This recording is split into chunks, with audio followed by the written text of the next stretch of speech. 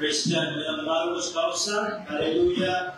Welcome po sa Father's House Christian Center. Tayo ba kasimula na sa gawain ng Panginoon. Tayo ang Diyos. Kung sa musika ng ulit ng Panginoon. Yes, malaki na ulit na ulit ng Diyos. Malaki na ulit ng Panginoon. Hallelujah. Wala ka po posible. Yes.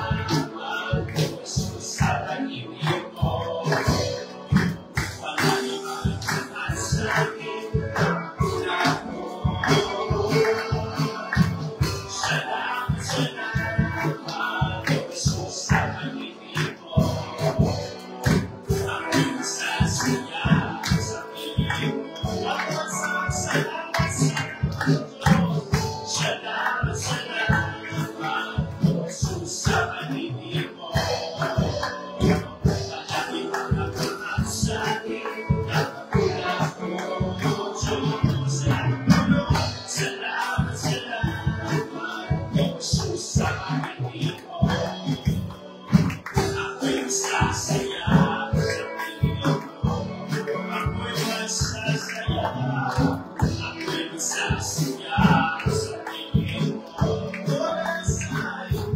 magsasaya, ako'y magsasaya sa tingin mo. Ako na Diyos, Panginoon, Diyos, Panginoon, praise God. Hallelujah, salamat, salamat. Hallelujah, praise the Lord. Amin natin, Panginoon, ang malamanang gawiin. Hindi natin Diyos. Sasabihin, Diyos. Praise the Lord, Almighty Jesus.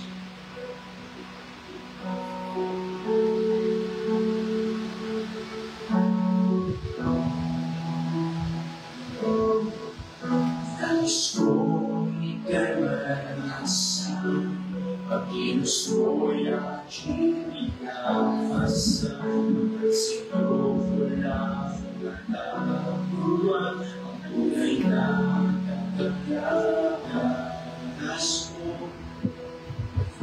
Nais kong ika'y maranasan, ibog ang puso ko'y ikaw lamang. Ngayon ngayong kasayaw naman, kasama ko'y iyak. Walang hanggang pinapurihin, walang hanggang sasaluhin. Laman ang puso ko, iyong manalangin sa'yo. Isang Panginoon ko, nais ko Diyos. Nais ko ika'y maranasan, pag-ilos mo'y aking inaasan, at sa'yo lang nagkabuhan ang tunay na kagalakan.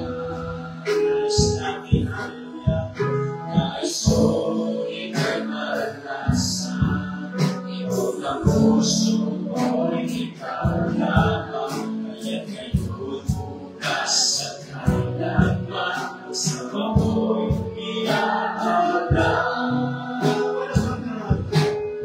Walang hanggang pinapurihin, walang hanggang sasabahin. Kung laman ang puso ko, ito'y nagmamalaki sa'yo. Walang hanggang pinapurihin, walang hanggang sasabahin. Kung laman ang puso ko, ito'y nagmamalaki sa'yo. Isa pa, nais kong maranasan ng Diyos. Hallelujah. Nais kong ika'y maranasan, pag-ilos mo'y aking inaasan, at sa'yo lang nakabuhan, tunay na kagalakan. Pasensya, Panginoon.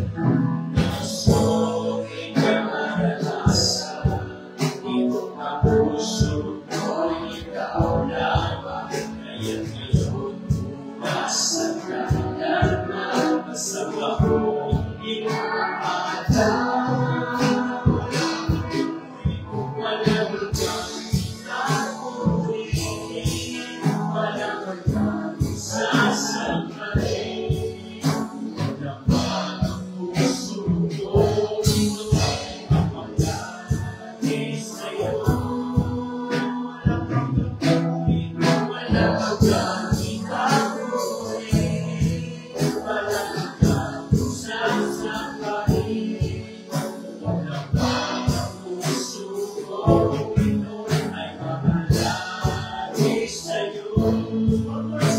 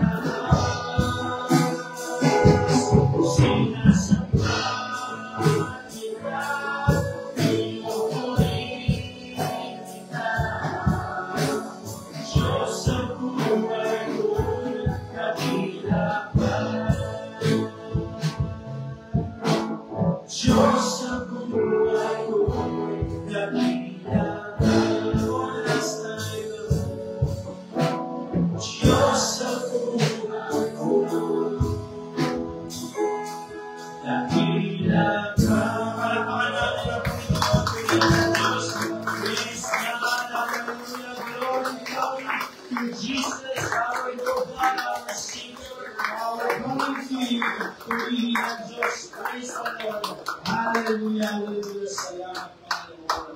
Salamat, God. Para sa ating announcement, ating mga worship schedule, ay provide mo na namin araw-araw, Monday hanggang Sunday, 7 a.m. to 9 a.m. ng umaga, pero meron na namin ng hali, hapon, at ng gabi dito sa ating church building. Kami Sunday School, 9 a.m. sa pag-aaral, pagtuturo ng salita ng Panginoon at dahil kayo mga panapangin mo. At sa gabi naman ng Sunday, 6:30 p.m. weekly service. Every Wednesday, 6:30 p.m. ang gabi. Manalangin natin ang ibang sa ating Pangulo, President Ferdinand Marcos Jr. sa ating mga government officials. Pag-pray natin ang kaligtasan sa loob ng gobyerno, pagkakilala ng salita ng Panginoon, ang paglaganap ng salita ng Diyos sa bawat ng mga mayang Pilipino sa ating bansa. Manalangin din natin ating mga leaders international, Pastor Greg Mitchell, Pastor Jessica, Pastor Joe Carpet, sa mga natin ating national leader, Pastor Coy Isabida, tulungan sila ng Panginoon, kalakasan, pasiglahan, mga kanilang leadership skills, sa kanilang kalusugan, ay kailangan natin ang patuloy na pagpapalakasip ang ating mga leaders. Sa ating mga regional leaders, sama din natin Pastor Frank Ventura, Pastor Nalu Butay, Pastor Ferdinand, Pastor Charlie Reyes, Pastor Diego Sebel, at ang ating iglesia, Pastor Rico Pedera. Sama din natin ang dalangin ng mga fellow Banglaran Northern Churches, Pastor Ursula Manguena, Pastor Miguel Torres, Pastor Richard Isay, Pastor Vincent Saber, Pastor Marcio Llano, Pastor Rob Carnosa, Pastor Julian Lechaida, Pastor Samuel Paul, at ang mga missionary churches natin all over the world. Sama din natin ang dalangin Pastor Jonathan Pasqua sa Ismael, sama din natin mga churches natin, Cambodia, Abu Dhabi, Laos, Pastor Ibrahimo, Indonesia. Pag-pray din natin ang ating mga kapatid sa Vietnam, Pastor Guidao, kayo pang ang ating bayang mag-ibol sa pinari natin sa Panginoon. Pag-pray din natin ang Pastor Lucena, kaya sa bayan, spiritual breakthrough, financial breakthrough, salvation and deliverance, soul locking. Kailangan natin sa Lusali, sa Linilote, at sa church transportation creator natin. Pagkalog ng Panginoon, hallelujah. At yung mga kompletong kagalingan, din request, prayer request, si Steve Garcia, Lord Taro, at ngayon sa kakalagay ng aking lolo sa hospital ng Pastor Pedro, ang paglapit at kausap ng mga nalangin na aking kalagay ng aking lolo sa hospital. Shuri San Pedro, dito lang sa Nadulo, Pastor Tongking, kompleto kagalingan especially sa sama din natin yung mga kapatiran din at mga sa buhay natin sa Panginoon, hindi pa nakakilala sa Diyos, mga sa puso, patuloy pa rin natin silang syarahan, patuloy pa rin silang abutan ng salita ng Panginoon. At ang mga activities, meron tayo impacting sa Kalitaran, yung Pastor Mars, July 5, celebrity natin, July 11, weekly service natin, July 26. At ang mga activities, Bible studies, preaching, survey, ang prayer fasting first and last year sa mga kagawang kalita at pastor bulan. Hallelujah. Okay, iba pa sa panalangin, isa pa, ulihin pala sa Panginoon Praise God. Lord Jesus, Lord Panginoon, trust mo Lord, we give you God, you are holy and massive and powerful and glory. Praise the Lord Jesus, glory to God. Purihin ang Diyos na pinang Panginoon. Hallelujah.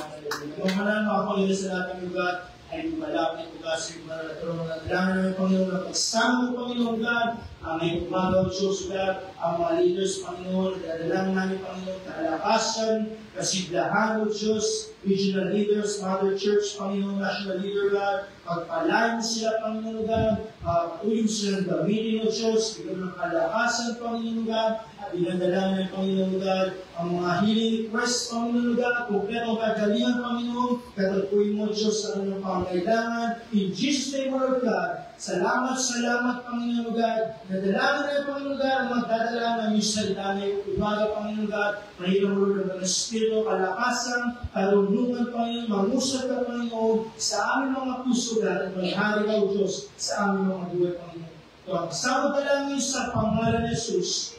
Amen. Hallelujah. Praise God. Bigyan natin Panginoon sa Father's house, Lord Jesus.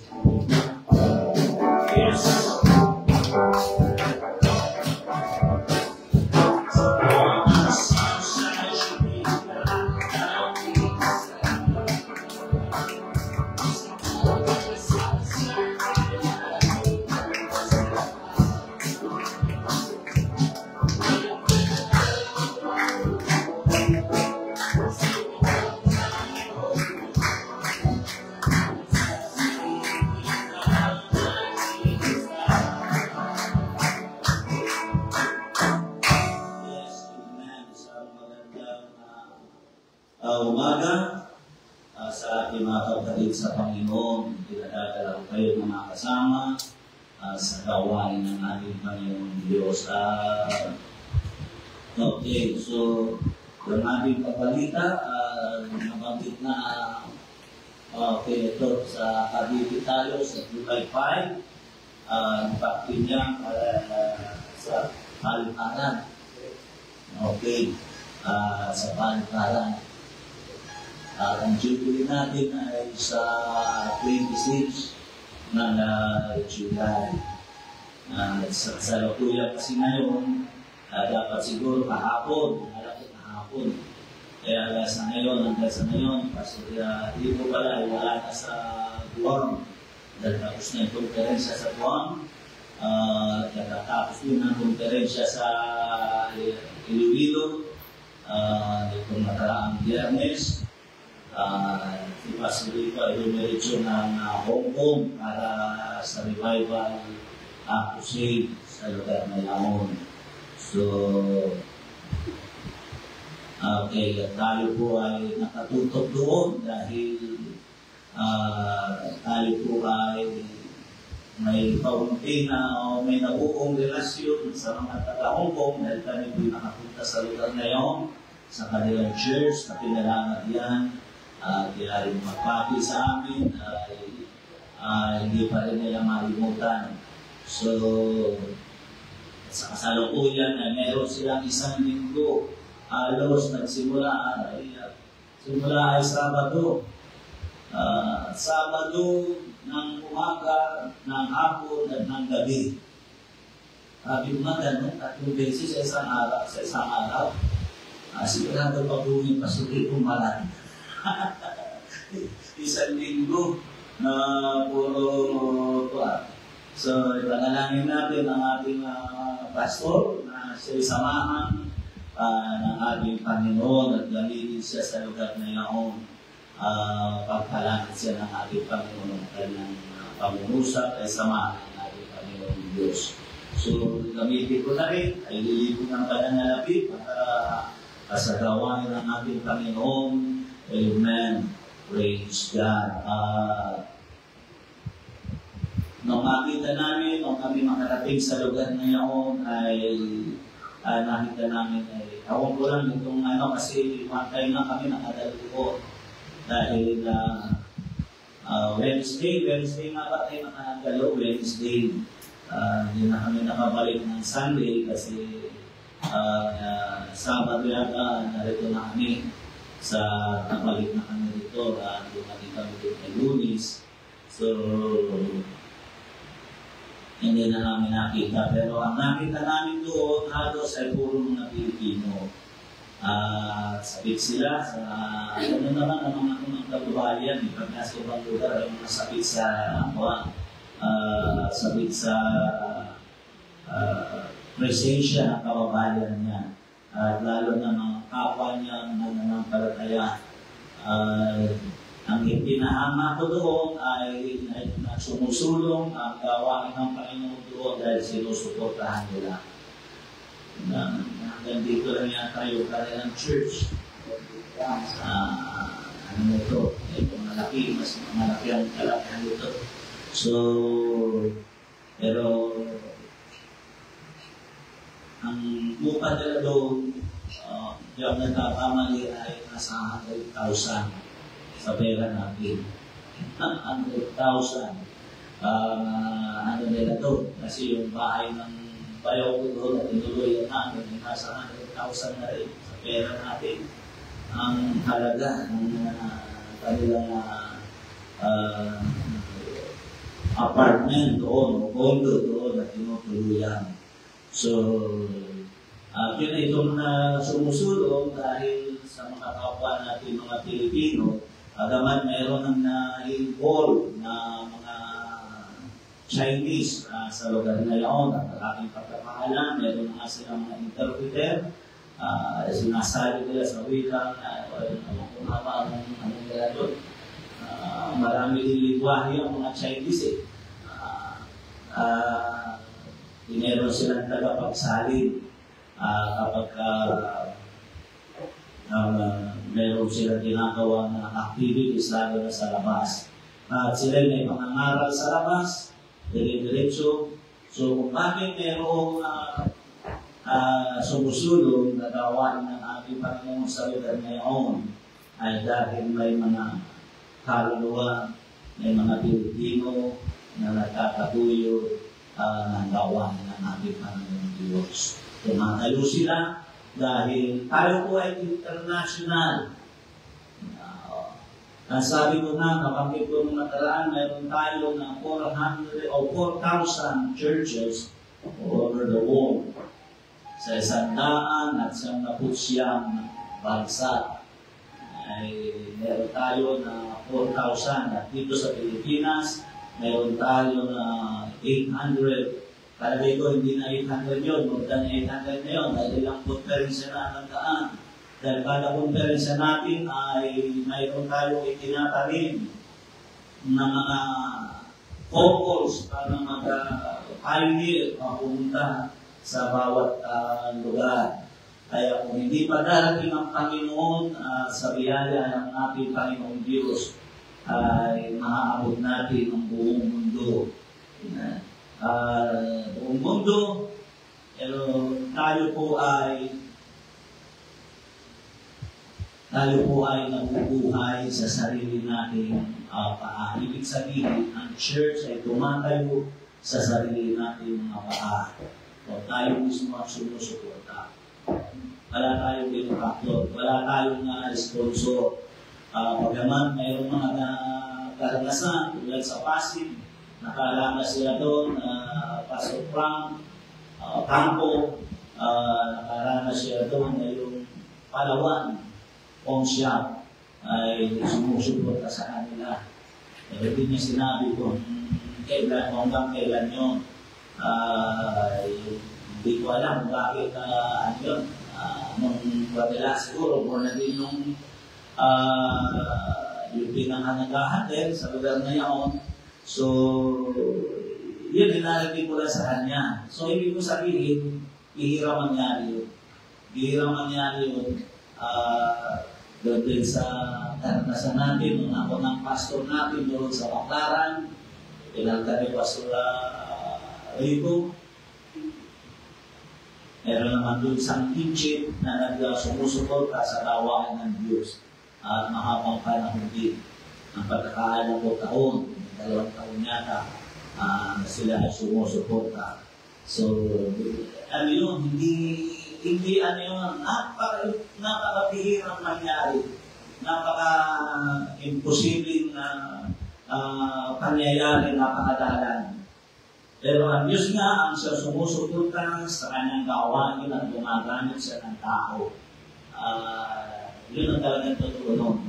Ang Diyos ang gumagamit ng tao. Kaya ngayon, kung tayo ng pananalapit para sa gawain ng ating Panginoong Diyos, amen. Tumaan natin, pag na tayo ay international, buong mundo na tayo, pero tayo po sa mananalapi ay individual. Pero tayo magkakasama sa Espiritu, sa prayer, isang prayer natin, isang activities natin, isang pananagal, isang awitin, iisa ang pagdidisiplina, iisa ang pananaw, at iisa ang goal. Praise God. So, yun lang, umaasa ko na unawaan ninyo na kung bakit sumusulong ang gawain ng ating Panginoon Diyos. Praise God. Pagkat na po si Kim, para tayo pamanahan dito, pag-ibig natin ang pananalaki para sa gawain ng ating Panginoon Diyos. Praise God. Hallelujah. Kayo manalangin sa Panginoon, nakila at tapat ng Diyos. Maraming salamat sa iyong kabutihan, sa biyayang pinagkakaluog mo sa iyong mga anak. I-bless mo po, Panginoon, pagpagaling mo ang kaluluwa na nagiging pahagi sa gawain nito, dakilang Diyos. Amen. I-bless mo ang kanilang buhay, ang bawat kamay na walang sawa, na sumusuporta sa gawain mo, pagpalain mo, dakilang Diyos. Maraming salamat, Panginoon, sa pangalan ni Jesus. Amen. Praise God. Hallelujah.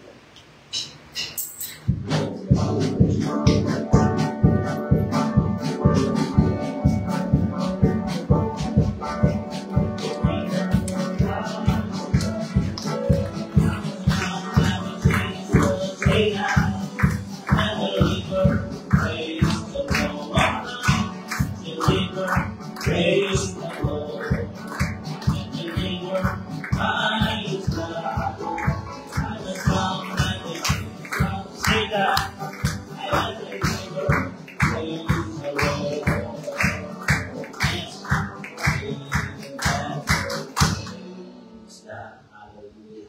So, bago tayo dumako sa gawain ng ating Panginoon, meron po tayo ihahandog na isang bata, isang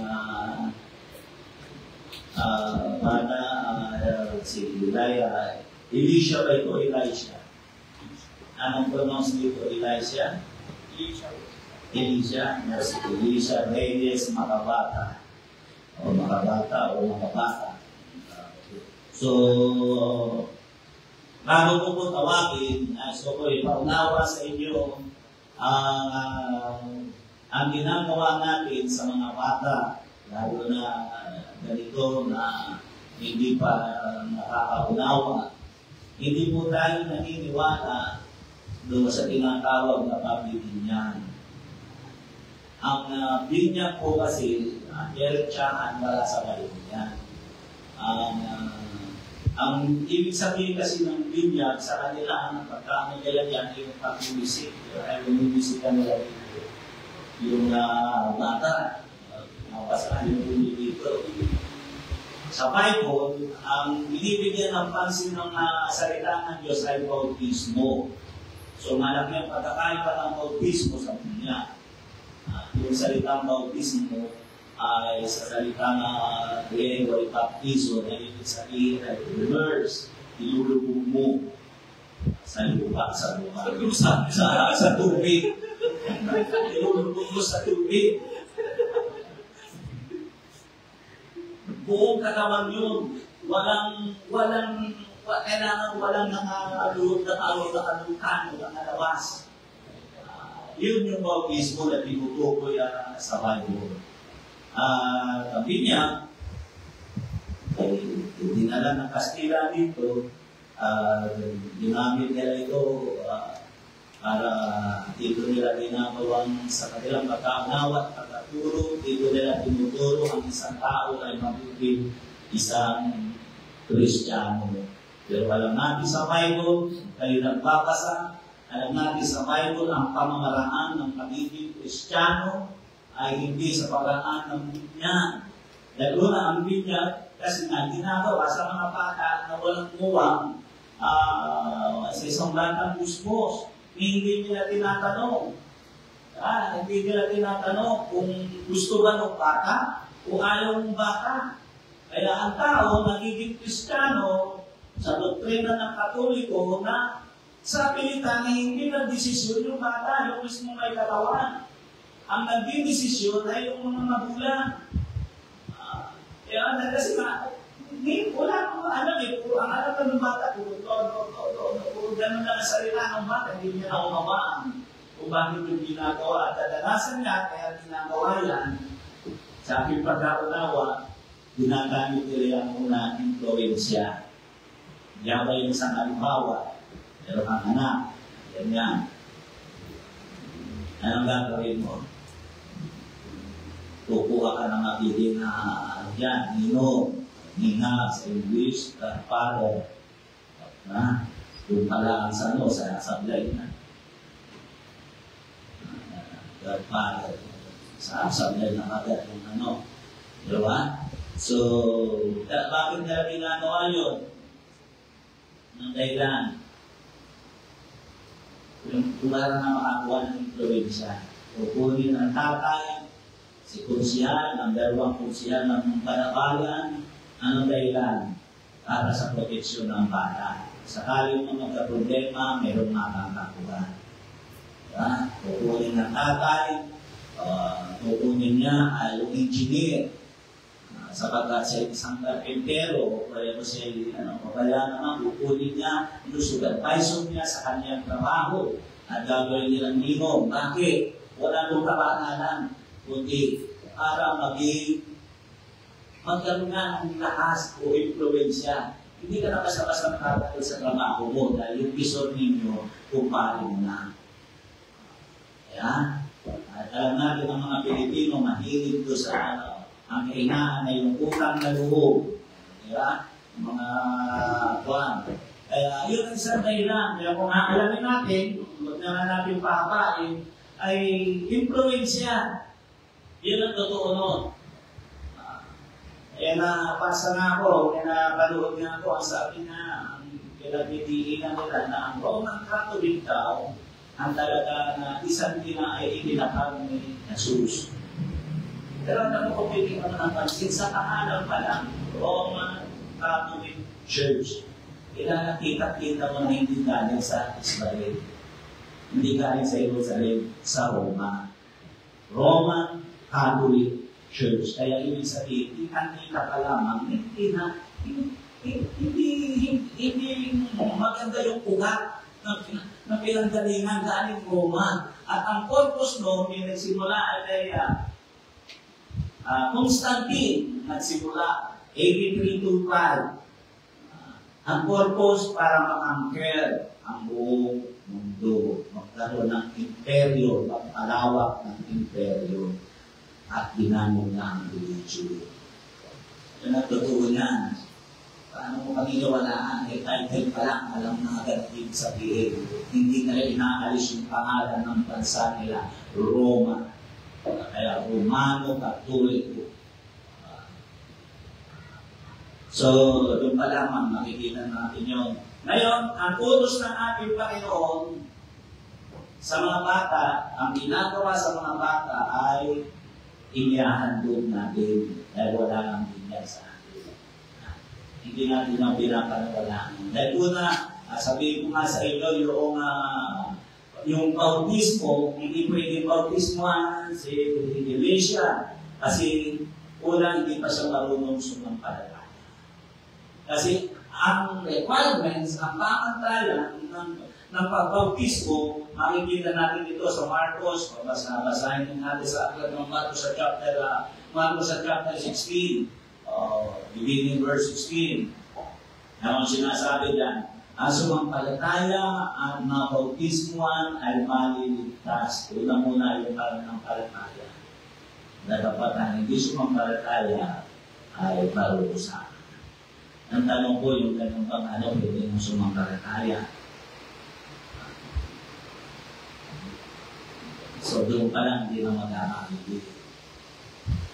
At kung bibigyan natin ng basihan, si Jesus, nang siya ipasok, nang siya after na siya isilang, karaan ng 7 araw, siya tinuli, dahil yun ay kautusan sa mga Hudyo, dahil ang isang bata ay itutuliin, ang isang batang lalaki, ay handog sa Panginoon, ay tutuliin siya. So, karaan ng 8 araw, siya tinuli at dinala sa templo.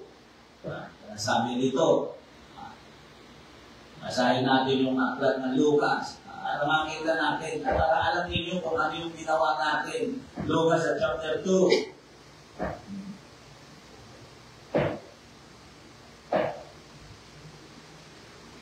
Nasabi rito sa verse 27, Lucas sa chapter 2, verse 27, at siya napasal templo, at nang ipasok sa templo ang sanggol na si Jesus ng kanyang mga magulang upang sa kanyang magawa nila ang nauukol ang isunod sa kaugalian ng kautusan ay tinanggap na niya sila sa kanyang mga bisig at pinuri ang Diyos at nagsabi na ipapanawin mo Panginoon ang iyong alipin ayon sa iyong salita sa kapayapaan sapagkat nakita ng aking mga mata ang iyong pagliligtas na iyong inihanda sa unahan ng mukha ng lahat ng mga tao. Isang ilaw upang ipahayag sa mga hindi ng kaulatiran ng iyong balang Israel. At ang kanyang ama at ang kanyang ina nagsipanggilala sa mga bagay na sinabi tungkol sa kanya. At sila'y pinagpalan ni Simeon at sinabi sa kanyang inang si Maria, narito ipinalaga sa ikatarapa at sa ikatitipin ng marami sa Israel sa pinakatandaan budlaan o budlaan ng pagsarangsang. So, yung salita nito at sila'y pinagpala, ibig sabihin, pinaspasan sila ni Simon, ipinag-praise siya ang bata at inihandog sa Panginoon. Pagkaraan ng 30 years, parang na si Jesus. Lumapit siya kay Juan Bautista, doon siya nagpabautista. Mayroon siya bata, walang naganap na si Demonia at sa pagbabautismo. So yun ang dapat natin unawaan. Kaya ang palatandaan ng isang tao dapat bautismuhan, una, kinakailangan may pagkaunawa ka na tungkol kay Kristo. Alam mo na ang kasalanan. Kapag namumukit ka na at tinanong ka kung kinuha mo ba yung pera at sinungaling ka, pwede na yung bautismuhan kung sasampalataya sa Panginoon. Yan ang totoo mo.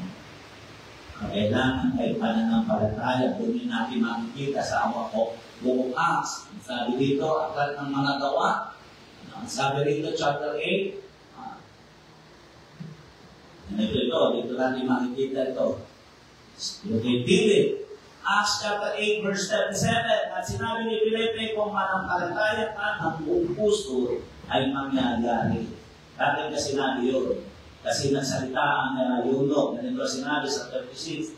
At sa pagpapatuloy sa daan ay nagsilapin sila sa dakong may tubig at sinabi ng pating narito ang tubig, anong karahanan upang aking mabautismuhan. Siya mismo yung nagbipisay. Yeah? At sinabi ni Felipe, kung nananampalataya ka ng buong puso ay mangyayari at sumagot siya at sinabi, sumasampalataya ako na si Jesus Cristo ay anak ng Diyos. At ipinapulos ng itigil ang carro at sa etapa lumusong sa tubig, si Felipe tampaki na kanyang binautismuhan siya. Nakita ninyo, individual. Ang pagkabautismo ay individual na kapasyahan. Hindi ang kapasyahan ng magulang. Kapag ay kapasyahan ng individual yung may katawan. Kaya kung ating bibigyan ng pansin, ay talagang napakalalo ng ating kinabisnan. Ang ginagawa nila mula sa bata-bata, tinatali na agad ng taang na isang bata at sasabihin, now, you are a Christian. Para naging Christian yun, hindi man na siya bumili, hindi na siya nagpasya. Ganito ang ginawa ng ating Panginoon sa bata. At itong gagawin natin ngayon. Marcos chapter 10 verse 14. Na kapag nang ito'y makita ni Jesus, sabihin mo na, at dinala nila sa kanyang maliliit na bata upang sila'y kanyang dipuin, pag-alain o pang-paspasan. Yung nasabi ko, Mark chapter 10 verse 13. At dinala niya sa kanyang maliit na bata upang sila'y kanyang dipuin at sinaway sila ng mga alagad. Datapwat nang ito'y makita ni Jesus, nagdarang galit siya at sinabi sa kanila, pabayaan ninyong magsilapit sa akin ng maliliit na bata, huwag ninyo silang pagbawalan sapagkat sa mga ganito na uukol ang kaharian ng Diyos. Kaya dapat talaga ang bata sinasama sa gawain ng Panginoon.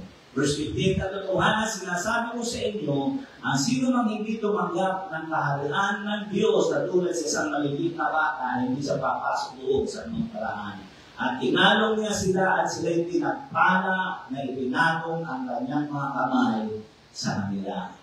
So yun yung ating ginagawa. So magawaan ninyo. Malaki ang pagkakalipa. Ang ginagawa natin ito, pagkahandog, meditation. Iahandog natin ang isang sanggol, ang isang bata. Bata na kasi ito kasi nakakatayo niya eh, nakakanakat na eh. Okay, tinatawagan ko yung magulang. Si, ano po ang Adjang Partner? Hindi mo Adjang na pala. Mga bata. At ito naman si Joanna Reyes.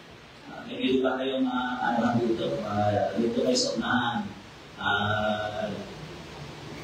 Ang lahat na narito ay inyong saksi ng inyong paghahandog ng inyong anak sa ating Panginoon.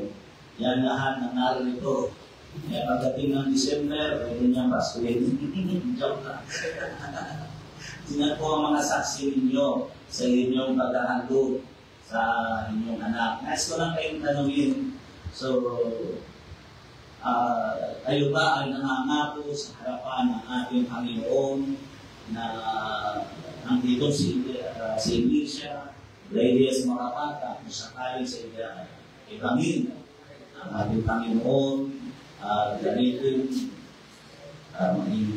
mag-input sa kanya. Halimbawa, bilang asawa ng isang pastor, inyo ba itong magkakaloob? Nangangako ba kayo bilang mga magulang ng bata na lagi niyo dadalhin ang bata at kaakayin mo at tuturuan ninyo sa kaparaanan ng salita ng Diyos? So, ito yung pinapangako nyo ay sa harapan ng ating Panginoon at sa harapan ng Iglesia. Okay, tayo po natin tumayo. Natin po ipanalangin, natin ipag-pray ang bata. Okay, yes, Lord, God, hallelujah. Dakila, dapat na Diyos na makapangyarihan sa lahat. Lord, sa karapatan ipinagkaloob mo sa iyo nito, dakilang Diyos, aking kong iniaando, aking ininanapit sa iyo ang unang supreme, dakilang Diyos ng mag-asawa na si J.M. Onda at si Joanna Onda. Ang dalangin po Panginoon muna sa lahat, ay batutan mo siya ng iyong banal na dugo. Ang pag-iingat mo Panginoon sa aming hinihingi sa bata at ilang Diyos. Palakihin mo ang bata na may takot sa iyo. Palakihin mo ang bata na mapustos ng karunungan at kaalaman na nagmumula sa iyo. Pagpalain mo ang bata, o palakihin mo na may malusog na pangangatawan, at lasigang pangangatawan, at may takot sa iyo, at mamuhay na may pagtitiwala at pananampalataya hanggang sa kanyang pagnakit. Lord, iniigit mo Panginoon na ingatan mo ang bata at pagpalain mo at tulungan mo ang magkasama na magampanan nila ng buong husay ang kanilang katungkulan na bilang magulang ng bata na sila magkakakita ng isang mabuting halimbawa upang nakaral ng bata o na. Pagpalain mo ang bata na ilang Diyos at ikinihandog sa iyo si Elisha o Elisha, Elias, makabata. Sa pangalan ni Jesus, sa pangalan ng Ama, ng Anak, at ng Banal na Espiritu. Amen. Yes, Lord. At panahin kayo ng Panginoon. God bless you. Praise God.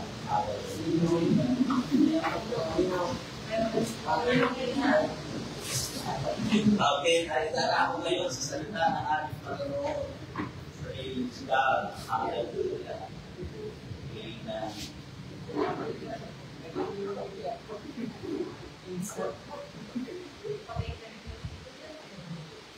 Ating bukas din sa amin sa 2 Kings, nung nakaraang Wednesday, ay yung patuloy ng ating tinagulan ng katotohanan. 2 Kings chapter 5, verse 1 hanggang 4. Nung Miyerkules, nangaral ako dito sa paksang Eli to become a blessing. Ang pagdahangan, ang paglalayon na maging pagpamana. So,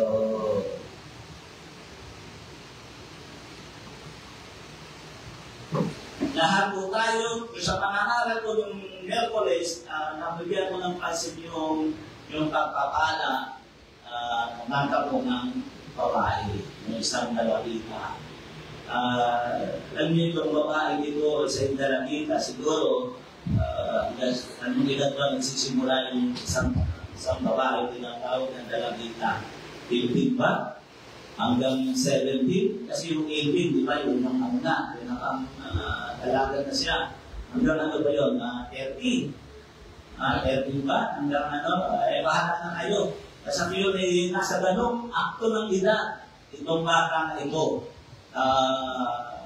nang siya ay magsalita sa kanyang Panginoon. Siya pinapala ng ating Panginoon Jesus. Pinapala siya ng Panginoon. At yun ang ating bibigyan ng isang palampasin dito. Alam nyo, may mga tao na naniniwala sila. Sana naman, dito sa ating harapan ay wala nang gano'n na wala nang tao na kasi hindi ko malimutan na naging epekto yun sa akin. Kasi ang nanay ko, kay makita kakuan, ay nahihirapan ka kasi meron kang mula sa balikat, pasangkos yan. Kaya mahirap ang kapalaran mo yan. Naapektuhan ako noon sa totoo lang. Apektado ako noon. Kaya sabi ko, siguro talaga hindi na ako siguro talaga aasenso. Tapos, pinupuna pa yung natiya ko, yung natutunan, sa mga pinamana sa akin yung gawa mo, sa hindi, Lord. Hindi mo naman alam mo sa kaliwa o sa kanan, lagi nila daanan daw ng luha. Kaya sa nila, lagi ko masasaktan. Yung nasabi niya sa akin. Na hindi naman nangyari. Kasi nga, wala doon ang sulatan, ang pundasyon. Minsan, mapagkaunawa nila, ang pundasyon ng kapalaran, minsan yung ibog ng bituin. Diba? Ginagawa nila yan. Kaya nagbilis nila kapag mayroon yung maaraw na bituin, may umigibog na bituin. Yung iba naman, naniniwala ka sa pamahiin at wawalis, hindi nagwawalis ng gabi. Kaya, ayos kong mangusap sa atin, pero bago ko ito banggitin ang aming baksa, nasahin muna natin ang ating teksto, 2 Kings chapter 5, verse 1 to 4. Sinaaman na punong kawal ng hukbo ng hari sa Syria at ilang lalaki sa kanyang Panginoon at marangal. Sapagkat sa pamamagitan niya nagbigay ng Panginoon ng pagkatagumpay sa Syria, siya rin na may malakas na lalaki na may tapang, ngunit may keto. At ang mga taga-Syria ay nagsilabas ng mga pulutulutong at nagdala ng bihag na mula sa lupain ng Israel na isang galabita. At siya naglingkod sa asawa ni Naaman. At sinabi niya sa kanyang babaeng Panginoon, manunawa, ang aking Panginoon ay humakap sa propeta na nasa Samaria kung magkabing magdadalingin niya siya sa kanyang keto. At pumasok ang isa at isinaysay sa kanyang Panginoon. Sinabi, ganito ang sabi ng dalagita na mula sa lupain ng Israel. Praise God. Dahil panagdaya ng manalangin, dakilang at tapat na Diyos, marami kong salamat, Panginoon, sa iyong kabutihan na iyong ginagawa. Ang mga dalangin ko po'y pagpalain mo ang iyong salita na nilagay ko sa iyong lingkod. Pagpalain mo po, Panginoon, ito. Magbigay ng kalakasan at hamon sa aming mga buhay o God. Sa pangalan ni Jesus. Amen. Nagsahan ko po ito ang pundasyon ng kapalaran. Ay tatlo kong bagay ako natin na-estudyan ng pansin. Dahil narito yung dalawang nilala na miserabil ang buhay. Una, ang babae ng dalagita. Sabi yung miserabil ang buhay niya. Dahil sabi dito, sa umpisa pa lamang, nasabi dito, si Naaman, isang general, ay sinabog ng Israel. Tinugtog, alam natin kung ano yung ginagawa ng unang panahon. Pag tinugtog ang isang lugar, ang isang bansa, inabagsak ito, inawasak, at maraming namamatay. Niluburan, yung sabihin ito. At dinala ng isang dalagita na Israelita. At ginawa siyang alipin ng asawa ni Rosie na hindi magandang kapatid. Diba? Aalinahin ka at yung ibang muchacha na walang sako, walang sweldo. At ang isang kapuspala na makikita natin dito ay isang lalaki na may tapang, natagumpay sa kanyang karir bilang isang general, pero makikita natin dito siya may sakit. Meron siyang keto, nabubulok ang kanyang katawan. Nasabi ko nga, ang taong may sakit na ketong, ang unang epekto niyan ay manghid. Walang pakiramdam, kaya ang kasalanan ay inahalimbawa o inahalintulad sa sakit na keto. Dahil ang taong may kasalanan o ang taong pinagaharian ng kasalanan ay manhid. Namamanhid siya. Hindi na kadalasan ng taong influensyado ng kasalanan, hindi marunong maiyak. Diba? Proud pa siya. Ano yung sabi ng limando niya? Ano na yun? Yan ang kasalanan, hindi sabit na ikaya, ibinagmamalaki pa. Di ba? Manhid, wala kang ano. Kaya laganap ang kasalanan sa sanlibutan. Kaya ang sakit na keto ay inalitulan sa kasalanan. At tingnan natin kung paano nagkaroon na bago ang kapalaran. Tanto yun nakita ko ito. Napundasyon ang kapalaran ng isang tao. At dito, palagay ko magaling na akong mapatapos nito. Una, ang kapalaran sa pakikinig.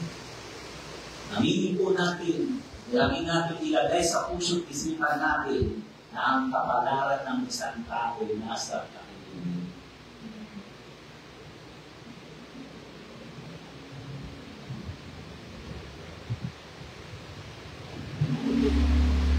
Kaya ang kapalaran ng isang tao ay nasa pakikinig. Ay malaking kinalaman ng pakikinig ng isang tao. Tingnan natin dito, ang nakita ko dito, kasi natin, ang nakita ko dito kay Naaman, hindi niya minalili ang kanyang napakinggan.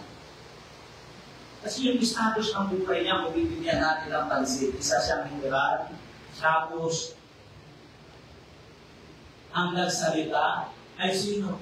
Isang alipin, sabi mo, isang alipin, isang maliit na bata, dalagitang bata.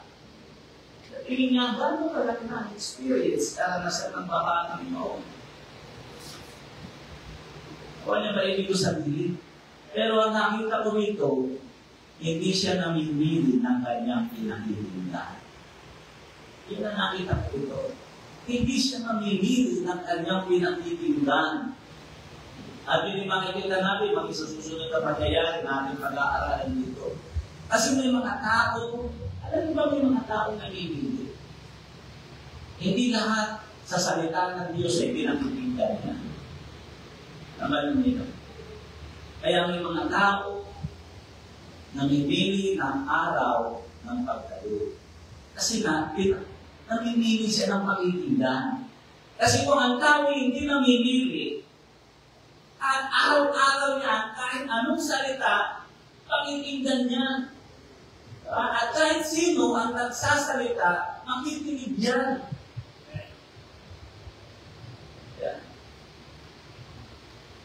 Pero mayroong mga tao, minsan, namimili siya ng pakikinggan.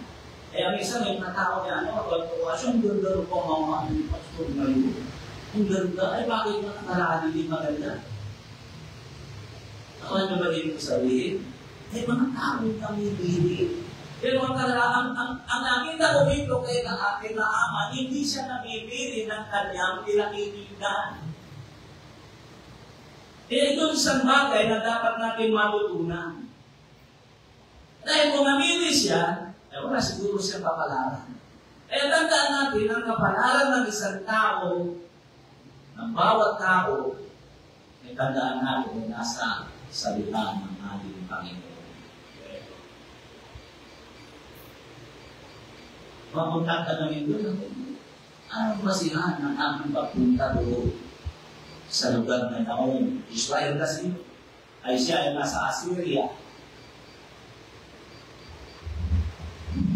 Malayo. Pagitan ng kanilang bansa. O pupunta siya doon. Anong basihan niya? Sinalitan ng isang musmus pa o lalagit ang baka. Isang lalagitan. Kaya kung ako pinibigyan ng pansin na pinag-aaralan dito, nakita ko na may magandang ugali itong si Naaman. Pagkapansin natin, madali siyang magalit. Diba? Hindi siya nilabas, agad siya, madali siyang magalit. Pero nakita ko dito, kay Naaman, madali siya rin makinig. Pero sabihan siya ng kanyang kawan, ako gawa ko yun ang gagustuhan ng Panginoon, hindi mo ba gagawin? Madali pa ako mawala yung pagbiglaan ng pagkagalit. At isa pang nakita ko dito, alam nyo kung bakit pinag-aaralan ko ito kagabi sa ako, bakit niya nakuhang kunin ng bata? Ako pinaniniwala, mayroong karisma yung bata. Di ba, sabi ko sa ating binasa, at kinuha ni Naaman ng bata. Ibig sabihin, may karakter ang bata. At ang dahilan dito, kasi kung ibinabasa dito sa sarili ko, hindi ako basta-basta maminiwala sa isang nakita. Tapos ako isang malawak na karanasan, matanda ka, may edad na. Pero kung bakit siya naniwala sa sinabi ng bata, may malaking kinalaman yung karakter ng bata. Sino naniniwala? Maaring ang bata ay napakabait. Maaring ang bata ay napakasipag. At nakita na doon sa bata na hindi siya pinaglalarawan. Nagtiwala siya. Dahil sa nakita niya na sa kabila na pinatay niya at binagsak niya ang kanyang sariling bansa, nakita niya ang bata, hindi niya pinakitaan na galit sa kanya. Yung patugaya yung pagkatangka, yung pagpintuan na siya ng kape na may laso. Diba? Pero sa panatingin nyo, hindi kaya niya nakita yung mga bagay ngayon, mapuputing karakter, mapuputing ugali ng bata, kaya siya pinaniwalaan. Nakuha nyo ibig kong tubo. Ibig kong tubuin. Kaya minsan yung karakter, yung ating panlabas na kaanyuan, kaya minsan nga masasabi ko sa mga anak ko, huwag mong pagyamanin yung panlabas mong kaanyuan, ang pagyamanin mo ay ang iyong puso. Hindi nakikita yan sa make-up. Hindi nakikita sa pilantik ng iyong kilay o ng iyong pilig mata. Na ginastusan na 10,000, 15,000. Hindi yun nakikita. Yung bata na ito, sabi ko nga, fascinating eh. Sabihin, anong tawag nakita sa kanya, kuha na agad ng luhubin. Kuha na agad niya yung puso. At yun ang nakita ko dito. Kaya nakita ko dito kay Naaman mayroon siyang basihan sa kanyang pakikinig. Tayo ba mayroon tayong basihan sa pakikinig? Alam mo kung bakit ko sinabi? Dahil sabi ko, ang isang kapalaran ng tao, ang pundasyon niya ay pakikinig. Pero ang nais mong bigyan ng pansin, hindi na ang mapapakinggan mo ay dapat mong pakinggan. Yan yung makikita natin sa aklat ng awit at awit 1, verse 1 to 3. Awit 1, verse 1 to 3. Ano nakalagay doon? Basahin natin, makita natin na yung sarili nakalagay dyan. Mapala ang tao na hindi lumalakad sa payo ng masama. Ibig sabihin, hindi lumalakad, hindi nakikinig sa payo ng masama. Hindi tumatayuman sa daan ng mga makasalanan, ninauupuman sa upuan ang nandilipa. Kundi ang kanyang kasayahan ay nasa kautusan. Ibig sabihin, nasa pakikinig ng kautusan o ng salita ng Panginoon. At sa kautusan niya, nagbubuhay siya araw at gabi. Kaya sabi doon, siya magiging parang punong kahoy na itinanim sa siping ng mga agos ng tubig na nagbubunga sa kanyang kapanahunan. Kanyang daw naman ay hindi malalanda at namang kanyang gawin ay bibinawa. Ano sabi, mapalad ang tao hindi lumalakad sa payo ng masama. Hindi ba may mga tao mas pinititinggan pa ay yung payo, yung mga advice ng mga taong walang pagkakilala sa Panginoon. Tabagan mo na lang dyan. Dadalo ka na naman. Lampas ka rin sa langit. Di ba yun ang kanilang mga sinasabi? Pero mga tao, may mga kalutak na eh. Meron ba mga sumisita ng mga talapagpayo eh. Di ba?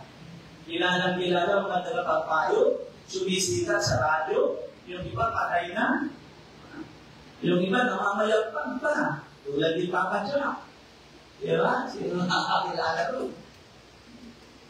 Pero kung titingnan mo, iniidolo nila na titingnan po, mga magulong buhay. Pero may influensya at kanilang tinig sa maraming tao. Kaya sabi rito, mapalad ang tao na hindi lumalakad sa payo ng masama. Ibig sabihin, mapalad ang taong kinikilala nila kung sino ang kanilang pinakikinggan. Amen. At yun ang nakita ko rito kay Naaman. Kilala niya kung sino ang kanyang pinakikinggan.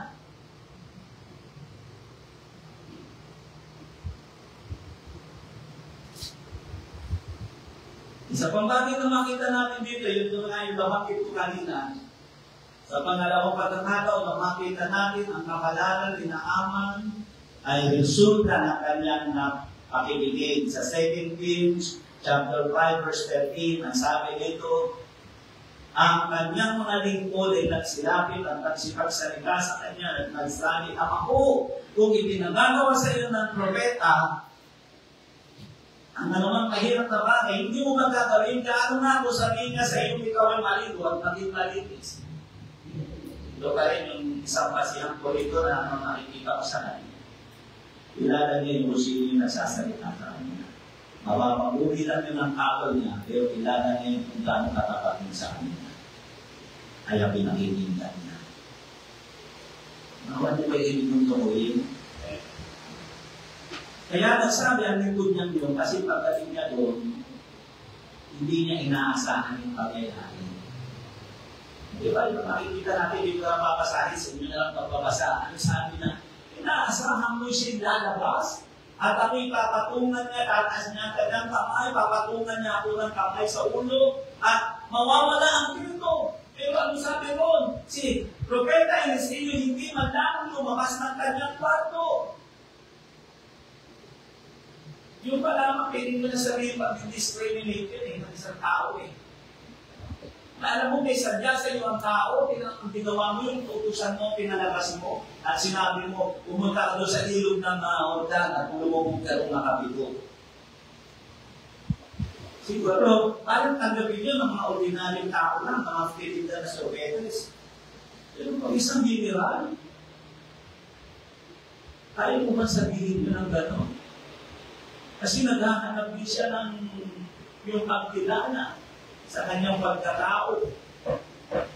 Pero nakita natin dito, nagalit siya, diba? Ang bilis niyang magalit. Pero nakita mo dito, minsan pang pinatunayan, ang mabuting kapalaran ay resulta ng pakikinig. Nakinig siya sa kanyang amal. Hindi niya kayang katotohanan paulaan nito. Ang kapalaran ng tao may malaking pinalaman ang pakikinig. Ang alawa na resulta ng pansin, ang kapalaran sa nagsasalita. Titignan naman natin na yung babae. Kaya natin, ang sitwasyon ng babae, miserable ang kanyang buhay. Sinong tao ang nangarap na maging alipin ng walang kabayaran? Sino? Kaya, siyempre, pag naging alipin ka, wala kang karapatan sa sarili. Igising ka sa oras na hindi mo gusto. Huwag na natin pakakabahin, pero alam natin kung paano natapos at kung paano napalitan ang kapalaran ng dalagita. Una, dahil siya nagsalita, manawa ang ating Panginoon ay lumapit sa Diyos ng Israel. Alam nyo, hindi ganun kadali ang magsalita. Una, nakikita ko dito, hindi kaya siya natakot. Baka yun, dalagita yun, normal lang, matakot yun, kaya hindi ako paniwalaan.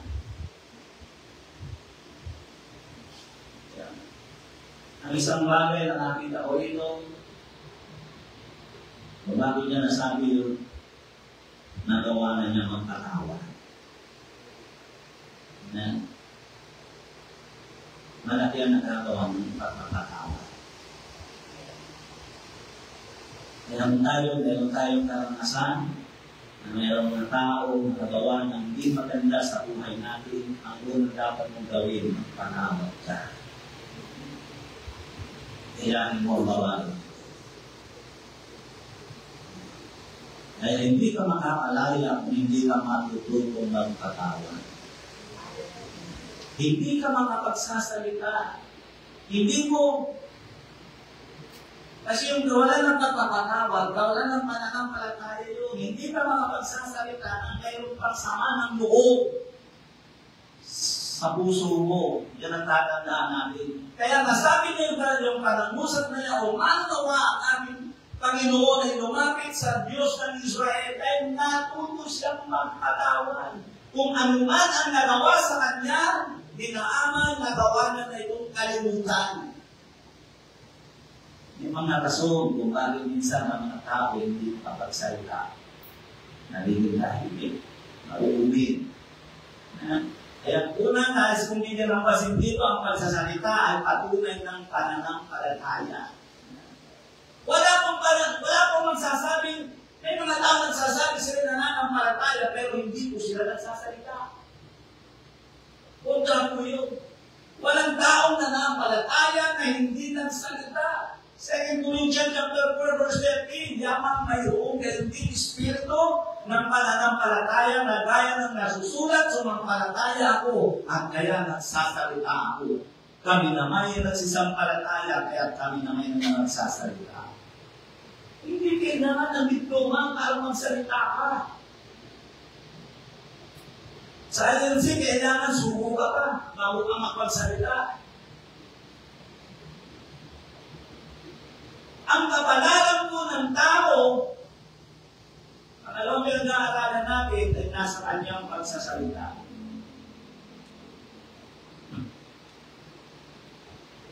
Ang pagsasalita ay pangunahing tanda ng pananampalataya. Tingnan natin ang aklat ng mga Gawa, chapter 2, verse 37. Ano sabi dito? Nang marinig nga nila ito ay nangasaktan ang kanilang puso at sinabi kay Pedro at sa ibang mga apostol, mga kapatid, anong gagawin namin?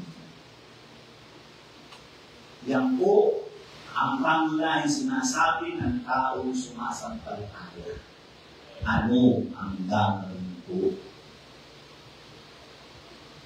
Hindi ko pwede hindi ka magsasalita. Yes, sa totoo lang, nasaktan sila. Sa pamangaral ni Simon Pedro, nasugatan sila, yun ang sabi rito. Pero anong sabi rito? Nung sila magkatapos nila yung masugatan, anong sabi rito? Hindi sila nagkaling ng sama ng loob, kundi anong sabi rito? Sila'y sumagot, mga kapatid, anong gagawin namin? Sign na sila'y sumampalataya. Kaya wala pong pananampalatayang tahimik. Kaya hindi maaari ang isang sumasampalataya, hindi magsasalita. Ang lalaping sinturyon sa Mateo chapter 8 verse 6. Ano sabi doon sa aklat ng Mateo chapter 8 verse 6? Nakikita natin doon yung sinturyon na mag-iksa sa Panginoon at sinabi niya pagalingin ang kanyang alipin na may kalandaman. Ano sabi ng Panginoon? Pupuntahan ko. Kaya ano sinabi? Sinagot ng sinturyon. Hindi ako dapat na ito ay pumasok sa bubungan ng aking tahanan. Sabihin mo lang ang isang bagay at gagawin ang aking alipin. Ano sabi ng Panginoon? Nalibot ko na ang buong Israel, wala akong nakita ganito kalaking pananampalataya. Hindi lang sa tao sumasampalataya, sabihin mong sumasampalataya ka, pero hindi ka nangungusap ng mga bagay na nagpapakilala ng iyong pananampalataya. Kaya ang batang dalagitay ng salita, magawa. Ibig sabihin ng pananampalataya na sa dilim at sa sakit na sinapit niya, sa karanasan na dinanas niya sa buhay niya, hindi pa rin nawawala ng kanyang pananampalataya.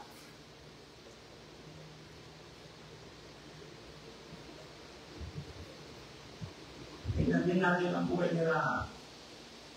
Sino na nakakilala kay Rahab? Ang babaeng paduto. Prostitute. Na naging bloodlines ng ating Panginoon.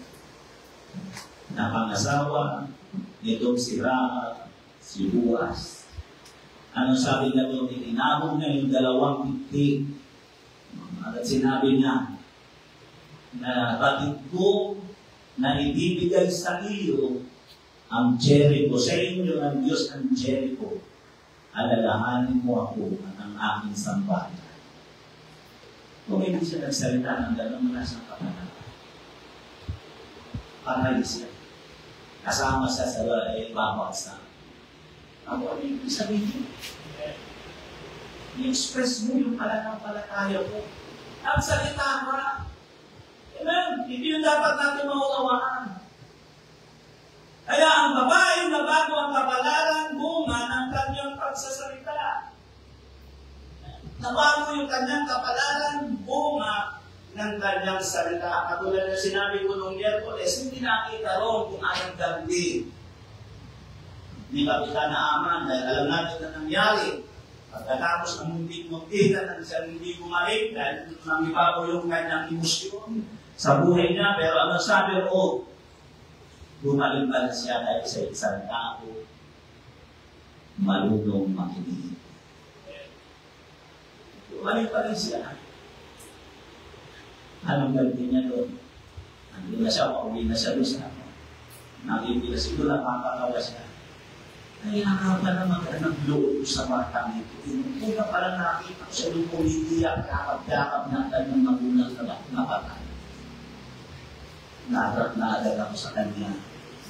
Alam ko meron sa mabuti sa bata.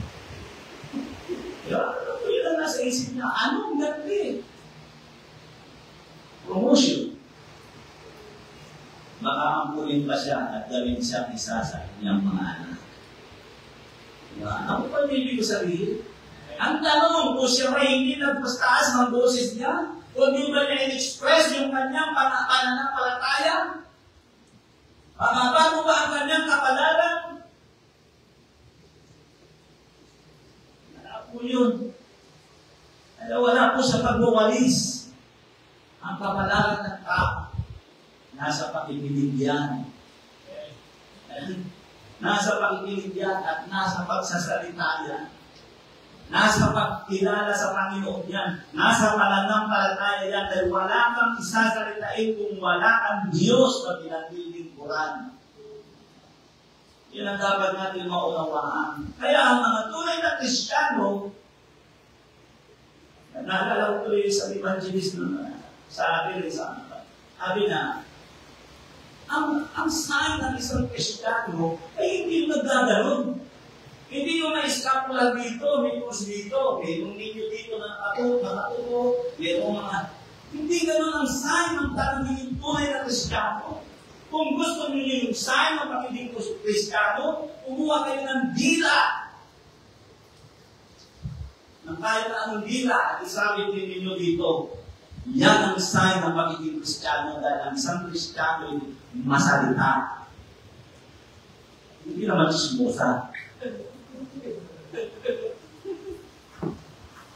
Ang salita ng isang Kristiyano ay bumabago ng kapalaran. Tandaan natin, ang salita ng isang tunay na Kristiyano ay bumabago ng kapalaran ng isang itongin. Ang salita ng isang Kristiyano ay nagpapalaya at bumabago ng kapalaran niya. Napapalaya siya mula sa pagkaalipin. So yun ang dapat natin maunawaan. Kaya katulad kung nakikita ko nito katulad, nakikita kong pundasyon. Anong nangyari ito sa labing sa mamaing dinudugo ng 12 taon? Yung mukhang dinudugo na siya ng 12 taon. Nagpumilit siya na lumapit sa Panginoon. Kaya hindi pa siya nang may karandaman dahil hindi na mga gano. Dahil ang babae pilit na lumapit sa Panginoon.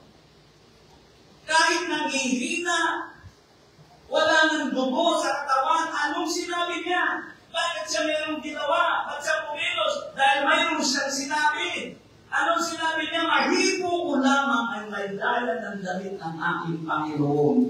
Ako ay nagkanit.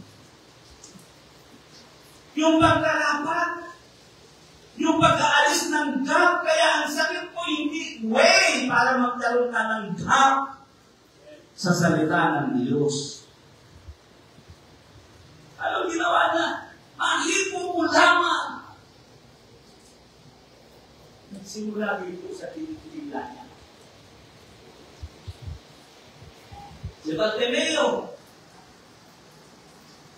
nang lumapit sa Panginoon, yun ang narinig ko sinasabi, alam naman tulad eh, tinanong ka ng Panginoon, anong ibig mong gawin ko sa iyo? Ano sabi ng bulag, Raboni, natanggapin ko ang aking Panginoon. Pinapakita lang na ang kapalaran ng tao nasa bibig natin. Nasa ating sinasabi. Kung ano yung sinasabi natin, yan ang kapalaran mo. Ang ulit, dito ako magtatapos ang kapalaran sa ilalim ng salita. Pailalim ka sa salita. Ilalim ka sa salita ng Diyos. Hindi mo lang pailalim sa salita ng bata. Di ba? Dahil dahil na, alam na yung bata may mabuting patutoo, hindi nagtalim ng galit sa kanya. Pinaglingkuran siya at ang kanyang asawa ng buong katapatan. Kaya may buses kaya pinakinggan niya. Kung yun sus. Pagkagising sa umaga, hindi na lang marunong magpindot ng hinigan niya. Pabibigyan ko kayo, tapos tatakbo, sasabihin, ako mag-ilingkod. SK, sa kabataan. Aayusin ko po ang ating barangay. Oy, binigan mo na, hindi mo maayos. Tapos sasabihin ko pa na ayusin mo. Kapag hindi ko sabihin, hindi ka paniniwalaan ng tao. Diba? So, balikan natin itong pangatlo namin puntos. Kung sinangaman na napailalim sa mga bagay na hindi inaasahan, kung uwi siya na bigo. Kaya minsan may pangangaral na rin ako dito ko rin ginawa, yung pangangaral ko, ang panganin sa di inaasahang pangyayari. Maraming mga Kristyano ang lumalibot sa Panginoon dahil may naganap sa kanilang hindi inaasahang pangyayari. Kaya may panganin ko. Kaya ito, muntik na siyang tumalibot dahil hindi niya inaasahan. Akala niya kasi magbubukas siya ng pintuan ni Propeta Eliseo, tuloy po kayo, Panginoon. Kaya magbibiral eh. Hindi nyo lang inasahan niya. Ang lumabas, muchacha. Diba? Nakuha nyo? Kung sinaaman o ulitin ko hindi napailalim o napailalim sa mga bagay na hindi niya inaasahan o uwi siya na isang bigo. Pangalawas, kung sinaaman na napailalim sa kanyang emosyon, walang mangyayari sa buhay niya. Kaya ang taong dinodominate ng emosyon niya, walang mabuting pakalaman. Sino ang nasusunod sa iyo? Sino na kaiwa mo sa iyo salita ng Diyos o yung iyong emosyon? O mula ng kaunti, pinagagal. Diba? Walang daan dumating sa ayos. Ewan ko, may kapalaran ka lang kami. Nakalitin ka sa iyong emosyon, pinakikirang naman mo na ang sarili ko. Nagising. Yung kapangunan ng tabi, kaya kaya ako na yun. Maganda kaya sasabihin ni Pastor na yun, makakatawa kaya ako. O baka naman masaktan ako. Yung sinasabi ko namimili. Ang tao hindi namimili na kanyang pakinggan, may kapalata. Masakit man, hindi, ito yung kapakinabangan mo. Kaya ang taong dinodominate ng emosyon ay walang mabuting kapalaran. Abangit ito yung ilan na nakapalaran sa ilalim ng salita, ito'y nagbubungan ng pagbabago. May loob na babago.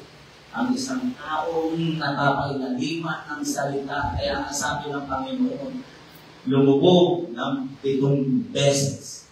Ibig sabihin nun, yun yung pinaka-outmost Sinabi yung pinaka-august, yung pinaka-sundulan, pinaka-sagaran. Yun yung pito, kasi sa kanila, yung number 7, yun yung pinaka-ano sa kanila. Yun yung pinaka-summit sa kanila, pinaka-tuktok. Yun yung pinaka-climax, pinaka-atmos. Yung 7, kaya nga, kita mo ang nuta natin, inubuo ng pito, ang musika. Diba, alam natin yan, nabamagit ko na yan. Do, re, mi, fa, sol, la, si. 7 notes yan.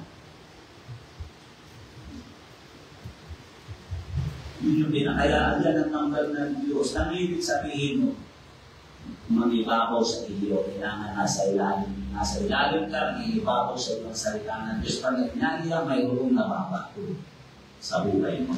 Pangalawa, mayroong nalilinis. Kaya natin, nalinis ang balat na ama, mayroong nalilinis. Isa pang bagay, mayroong naitatama.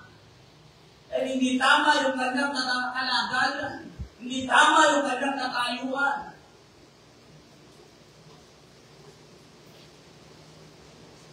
At sa mga bagay, mayroong resulta. Ang taong nagpapailalim sa salita ng Diyos ay mayroong resulta. Kaya nasabi ng Bible, mapalat ang nakikinig at ang bumabasa ng salita o ng ulat sabagat ang mga bagay na malapit ang mangyari. Ang ibabagi mo ang salita sa iyong buhay, huwag ang iyong emosyon. Kaya tandaan namin, ang kapalaran ay nasa puso nagpapasakop sa salita. Balikan natin yung pangangalan ni Simon Pedro. Sabi ni Simon, inyong ipinako sa krus ang nailikha ng buhay. First sermon niya yun. Yung sinabi na inyong pinatay ang nailikha ng buhay. Ano sabi ko sa Acts chapter 2 verse 37? Dito makipakita ulit. Acts chapter 2 verse 37. Ano sabi ko? Na sila'y na nasaktan. Diba? Kaya sabi ko, pwede silang magpulos. Pwede nilang silang sumigat. Pero ano sabi ko? Nagpailalim sila sa salita ng Diyos. At dahil doon, hindi sila nagpailalim sa kanilang emosyon. Nagkaroon sila ng kapanalan. Ano sabi doon? Sa bandang huli doon, ano sabi doon? Sa Acts chapter 2, verse 46, 47, o 42, 43, 44, hanggang 47, ano sabi doon? At sila'y pinagpala ng Diyos. Walang sino ang sa kanilang nasasala o nagugutom, nasabi doon. Kaya ang kapalaran ay nasa puso nagpapasakop sa salita. Kung kinontrol sila ng sakit na nararamdaman nila, yung bunga ng kanilang napakinggan, o ang dating sa kanila doon, inuubaran sila, inaalisan sila ng dignidad, pinapahiga sila. O yun ang umiral sa kanya, wala sila. Hindi sila malalagdag doon sa Acts 2:47. Ano sabi doon? At itinalagdag sa kanilang ng Diyos, araw-araw yaong na naliligtas. Kaya hindi sila kayang dominahan ng kanilang puso. Ang nalilibago sa kanilang salita ng Panginoon. At sinaaman, kaya natin. Magdirigma siya, mananako siya, pero sa kabila ng kanyang pagkatako, may maganda sa kanya. Marunong siyang makinig. Sa kabila ng kanyang nako, sa kanyang katayuan, sa kanyang buhay. Kaya po natin namin mga ulo, nag-usap ako sa isang segment, kaya naman siya na ang pundasyon ng kapalaran. Katulang ito ang pinibigyan ng pansin. Kaya ang kapalaran sa kapililig. Praise God. Pangalawa, ang kapalaran sa nagsasalita. Nakakalaya ka, yan ang binubukan ng bibig mo. Magbabago ang buhay mo kapag yan ang binubukan ng bibig mo. Kaya ano sabi ng aklat ng awit at ng kawikaan, buhay at kamatayan ay nasa kapangyarihan ng dila. Tandaan natin ito. Yan ang dapat natin maunawaan. At ang pangarangan ko, ang pangadalan sa ilalim ng salita. Ayaw lahat ay tumayo. Praise God.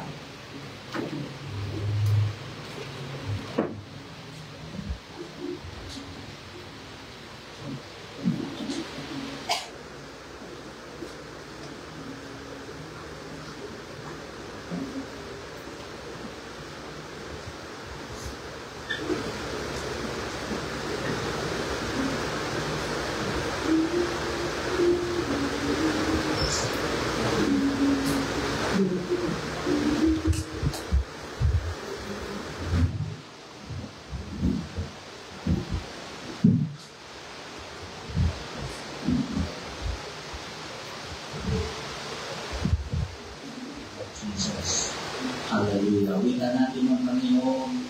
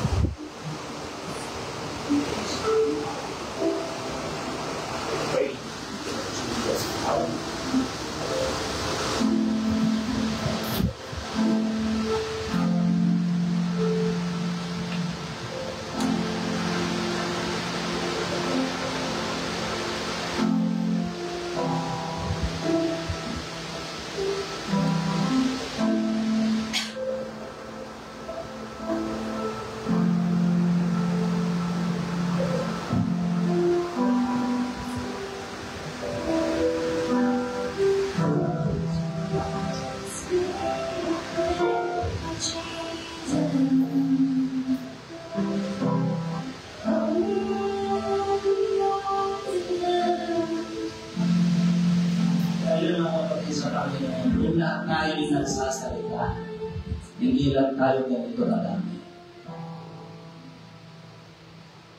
Kung lahat tayo ay nagsasalita, manunawa kayo'y lumapit sa Diyos ng Israel. Mapafuhin nila ang buhay. Namun sinasabi ko yan, ikaw ang pinagmamana ng Diyos. Manunawa, subukan yung lumapit sa aking Panginoon.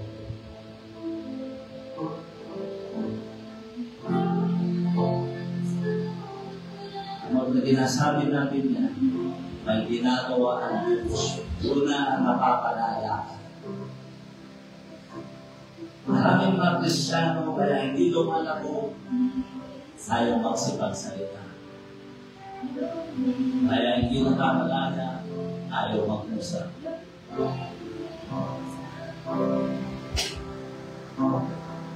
Ang pananampalataya,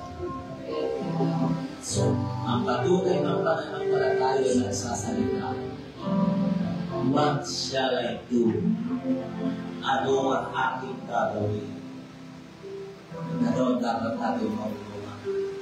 Praise the name of Jesus. Hallelujah. Kaya sa oras nito, habang iniimit at habitin ito, mapapasakali ako ng mayroong magpapakasakali ako na mayroong sa online hindi pa nakakakilala sa aking Panginoon. Dahil sa walang bagay na magpapalaya sa iyo, hindi lang pananampalataya ang pakikinig. Subukan mong lagi ng makinig at subukan mong tanggapin si Jesus bilang Panginoon na kapag-ligtas ng buhay. Kaya kung hindi mo pa nagagawa yan, hindi pa nagagawa magsalita, lalo na sa pangalan ng Panginoon, dahil na hindi mo pa natatanggap si Jesus bilang Panginoon at kapag-ligtas ng iyong buhay. Kaya sa oras nito, sa bagay lang ang dapat unang gawin, tanggapin mo si Jesus. Ang dalaw ng mga Israelita, ano ang dapat namin gawin? Unang dapat mong gawin, tanggapin mo si Jesus. Bilang iyong Panginoon, kalabagtas ng iyong buhay. Kaya magpapakasakali ako na mayroong mga kaluluwa na nais maligtas. Ulitin mo ka na ito, dakilang Diyos, sa oras na ito, inaamin kong ako'y nagkasala. At ang buhay ang iwalay sa iyo. Pero sa oras na ito, nagpasya ako, natanggapin kita bilang aking Panginoon at tagapagligtas ng aking buhay. Inubuksan ko ang aking puso, inaanyayaan kitang pumasok at maghari sa aking buhay. Isulat ko po, Panginoon, ang aking pangalan sa agad ng buhay upang sa iyong muling pagkapalit, makasama mo doon sa buhay. Maraming salamat, Panginoon, sa iyong pagpila sa pangalan ni Jesus. Amen. Praise God. Sa oras na ito, mapapuhin ko ang panawagan, bumuksan mo ang kanta. Tulad ng aking sinabi, magpailalim tayo sa salita ng ating Panginoon. Alam niyo ang kagandahan ng isang tao ay matigas ang puso, hindi sumasagot.